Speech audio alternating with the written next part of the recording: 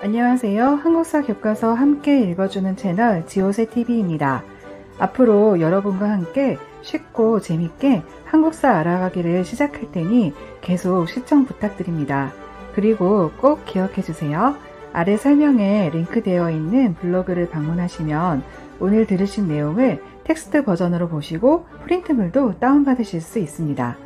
차례대로 인쇄하여 모으시면 나만의 한국사 참고서를 만드실 때 유용하게 사용하실 수 있을 테니 많은 이용 부탁드립니다. 이번 시간은 신라가 전성기를 맞이하는 6세기의 모습에 대해 알아보겠습니다. 고구려와 백제에 비해서 발전 속도는 느렸지만 내무랑 시대를 거쳐서 6세기 지증왕, 버풍왕 시대에 이르러서 본격적인 발전을 시작하고 결국 진흥왕 시대의 최고 전성기를 맞이하게 됩니다. 신라 발전의 기초를 닦은 지증왕의 업적은 아주 여러 분야에 걸쳐 있습니다. 첫 번째로 국호를 신라로 정합니다. 그전에는 보통 사로라고 많이 기록되어 있는데 지증왕 때 이르러서 왕의 덕업이 날마다 새로워지고 사방 영역을 두루 망라한다. 이런 뜻을 담아서 국호가 신라가 되었습니다. 둘째, 왕의 명칭인 왕호를 이전 마리간에서 왕으로 바꿉니다. 이렇게 하면서 왕의 권위를 더욱 높이게 되는 거죠. 세 번째, 수군의 힘을 키워서 바닷길을 개척하고요. 또 동해안 지역까지 세력을 확대합니다. 그리고 이사부를 보내서 현재 울릉도인 우상국을 정복합니다. 이렇게 수군의 힘이 강해지니 이후부터 서라벌을 자주 공격했던 왜구의 침입은 거의 사라지게 됩니다. 넷째, 전국적 지방제도인 주군제도를 실시해서 관리를 파견하고 중앙집권체제를 강화합니다. 다섯 번째, 소를 이용한 밭갈이인 우경을 장려하고 저수지도 늘리면서 농업 생산력을 아주 크게 높였습니다. 또한 얼음 창고였던 석빙고를 이때 처음 만들었다는 그런 기록도 전해집니다. 여섯째, 악습이었던 순장을 폐지합니다. 참고로 중국은 조선과 시대를 같이 했던 명나라까지 순장 풍습이 있었고요. 순장을 폐지한 가장 큰 이유는 삼국 간의 전쟁이 점점 심해지면서 동원할 수 있는 백성을 희생시키는 것이 정말 손해니까 노동력을 확보하자는 생각과 동시에 또 귀족 세력을 약화시키고 왕권을 강화하고자 하는 목적이 아주 컸다고 볼 수 있습니다. 순장 풍습은 삼국시대 후기쯤 완전 사라졌고요. 이후 신라인들은 산 사람이 아니라 흙으로 사람처럼 만든 토형을 함께 넣어주었습니다. 이렇게 무덤 안에 함께 넣어주는 물건을 부정품 또는 껴묵거리라고 그렇게 부릅니다. 삼국사기에 따르면 지증왕은 아주 체격이 크고 담력도 뛰어났다고 그렇게 기록되어 있는데 소지 마리간이 아들 없이 이렇게 죽게 되자 왕위를 이어받았는데요. 그때 당시 64세였다고 합니다. 그리고 15년간 왕위에 있다가 맏아들 김원종에게 왕위를 물려주고 그가 이제 23대 버풍왕이 되는 거죠. 삼국사기에는 없는 지증왕에 관련된 아주 유명한 이야기가 삼국유사에 있는데 그는 음경 길이가 무려 1척 5천 한자 5인데요. 1척 5천이나 되어서 배필을 구하기가 너무 어려웠다고 합니다. 1척 5천은 지금 단위로 따지면 한 40cm 내외가 되는데요. 그래서 각 지방에 사신을 보내서 배필을 찾았다고 합니다. 그런데 한 사신이 모량부라는 마을에 갔을 때 두 마리 개가 북만큼 엄청 큰 그런 똥덩이를 두고서 다투는 모습을 보고는 이것이 누구의 것이냐 이렇게 물었고 그 주인이 바로 모량부 상공의 딸이라는 소리를 듣고 바로 찾아갔다고 합니다. 그랬더니 그의 키가 무려 7척 5천 7자 5치라고도 하는데요. 7척 5천은 지금 따지면 대략 한 180cm 그런 내외입니다. 엄청난 장신인 거죠. 그래서 이것을 보고했더니 왕이 무척 기뻐하면서 수레를 보내서 그녀를 불러서 왕비로 삼았다고 그렇게 합니다. 이것은 단순히 재미있는 설화라기보다는 강력한 왕권 확립에 관련된 이야기라고 볼 수 있는데요. 물론 실제로도 컸을 수도 있지만 국왕의 그것이 거대하다, 이것은 곧 위대하다, 이렇게 통하는 거죠. 즉 왕은 보통 사람과는 다르다는 왕권 신수설의 맥락으로도 이해할 수 있습니다.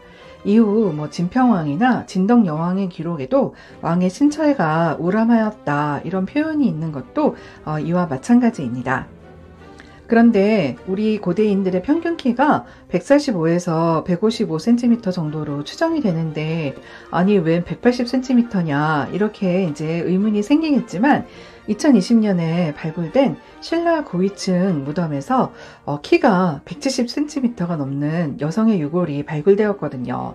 그러니까 아주 허황된 이야기는 아닐 듯 싶습니다. 이번 발굴에서는 금동관에서부터 금동신발, 굵은 고리 귀걸이, 은반지, 은허리띠 등 부장품 일체가 나와서 아주 큰 화제가 된 발굴이기도 하였습니다. 지증왕에 이어 왕위에 오른 버풍왕도 아버지를 뛰어넘는 많은 업적을 기록하였습니다. 버풍왕은 그의 이름에서도 알 수 있듯 신라의 법과 질서 체계를 수립하고 다듬은 사람이니까 그 업적을 잘 기억해 두시면 좋겠습니다. 버풍왕은 먼저 병부를 설치하여서 왕이 직접 군사권을 장악합니다. 또한 율령을 반포하고 17관등제와 관리의 공복을 정한 것을 통해서 여러 세력들을 국왕의 통제 아래 그렇게 두고자 한 거죠. 또한 금관과야를 정복하여서 영토 확장을 하였고요. 또 신라가 중국과 대등한 나라임을 강조하고 발전된 국가다 이런 모습을 나타내기 위해서 건원이라는 독자적인 연호를 사용합니다. 그리고 귀족회의를 이끌 상대 등을 설치하고요. 또 이때 골품제가 정비가 됩니다. 버풍왕 당시 불교를 공인한 신라는 이차돈의 순교이라가 유명합니다. 당시 신라 귀족들은 왕권 강화의 수단이 될 것이 뻔한 불교가 공인되는 것을 아주 강력하게 반대했던 그런 상황이었는데요. 이런 상황에서 이차돈이 나서서 불교의 안정을 위해 자신의 목숨을 바치게 되는 거죠. 이차돈은 자신이 죽을 때 기적이 일어날 것이다 이렇게 말했는데 삼국유사에 따르면 그의 목을 베자 피 대신에 흰 젖이 한 길이나 솟아오르고 하늘이 어두워지면서 석양은 빛을 잃고 땅이 진동하면서 비가 꽃처럼 내렸다고 합니다. 또한 그의 목은 아주 멀리까지 날아가서요. 경주 금강산 정상에 떨어져 가지고 그곳에 이차돈의 무덤을 만들었다고 전해집니다. 신라의 독특한 신분 제도인 골품제는 혈통에 따라 신분이 정해지는 제도입니다. 성골, 진골, 육두품, 오두품, 사두품 등으로 나뉘는데 김, 박, 석시 이런 왕족들이 성골과 진골이 되었고요. 족장 세력은 육두품이 되었습니다. 골품은 가문의 신분과 지위에 바로 연결되는 것인데 이것으로 관직에 진출할 수 있는 한계도 정해져 있었고요. 그 밖에도 집을 지을 수 있는 최대 크기, 혼인, 의복 빛깔, 이런 걸 비롯해서 하다못해 마차 장식 등 수레의 형태까지도 아주 엄격하게 정해져 있었습니다. 성골은 가장 높은 신분으로 왕족 중에서도 일부만 해당됩니다. 성골에서만 왕이 나올 수 있어서 결혼도 성골끼리만 하는 거죠.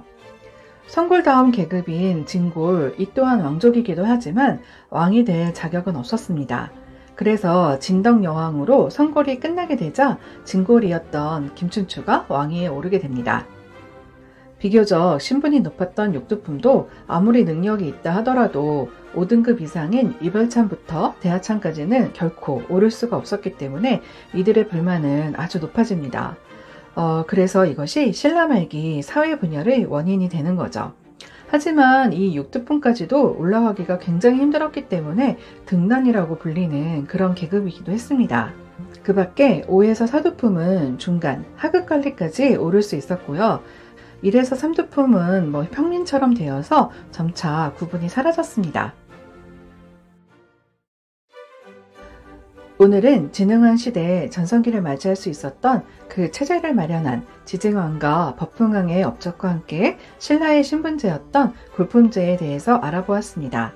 다음 시간은 신라가 한강 유역을 차지하면서 전성기를 맞이했던 진흥왕의 시대부터 시작됩니다. 들으시고 도움이 되셨다면 구독과 좋아요, 공유 부탁드리고요. 또 궁금하신 점, 하고 싶으신 말은 댓글로 남겨주시면 감사하겠습니다. 오늘도 시청해주셔서 감사합니다.